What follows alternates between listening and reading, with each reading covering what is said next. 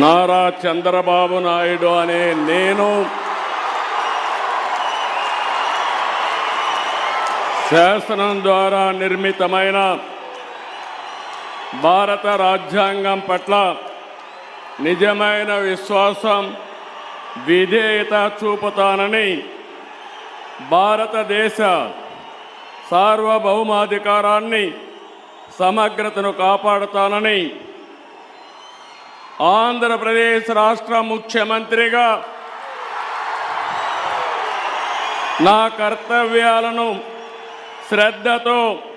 అంతఃకరణ శుద్ధితో నిర్వహిస్తానని, భయం కానీ, పక్షపాతం కానీ,